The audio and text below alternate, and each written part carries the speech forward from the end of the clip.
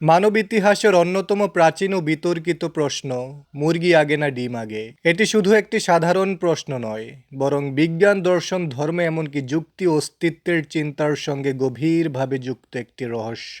দার্শনিকেরা এই প্রশ্নটিকে একটি চিরন্তন চক্রের প্রতীক হিসেবে দেখেন। যদি মুরগি না থাকে তাহলে ডিম কে পারল? আর যদি ডিম না থাকে তাহলে মুরগি কিভাবে জন্ম নিল? এই প্রশ্ন আসলে কারণ ও ফলাফল নিয়ে আমাদের চিন্তাকে নাড়া দেয়। এটি বোঝায় যে অনেক কিছুরই শুরু কোথা থেকে তা নির্ধারণ করা কঠিন।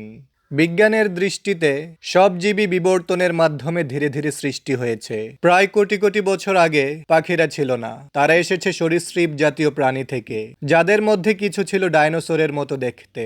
বিজ্ঞানীরা বলেন, মুরগির আগের প্রজাতি, ধরা যাক প্রায় মুরগি, একটি ডিম পেড়েছিল। সেই ডিমের ডিএনএতে ক্ষুদ্র একটি জেনেটিক পরিবর্তন ঘটে, যার ফলে সেই ডিম থেকে জন্ম নেয় প্রথম আসল মুরগি। অর্থাৎ মুরগির আগে ডিম এসেছে, কিন্তু সেটা ছিল এক প্রায় মুরগির ডিম। এতক্ষণ শুনলেন বিজ্ঞানের চুলছেরা বিশ্লেষণ।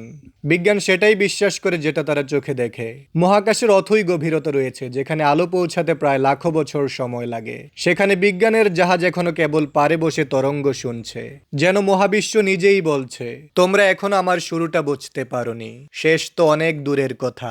এবার আমরা আমাদের আসল প্রসঙ্গে চলে আসি। ধর্মীয় মতে আল্লাহ প্রথমে জীব সৃষ্টি করেছেন, তারপর তারা বংশবৃদ্ধি করেছে। সেক্ষেত্রে বলা যায় মুরগি আগে, কারণ সৃষ্টিকর্তা প্রথম জীবকে সৃষ্টি করেছিলেন। সেক্ষেত্রে মুরগি আগে সৃষ্টি হয়েছিল এবং সেই মুরগি থেকেই ডিম এসেছে। সুতরাং আমরা আমাদের সার্বিক আলোচনায় বুঝতে পারি, প্রথমে মুরগি, তারপর ডিম।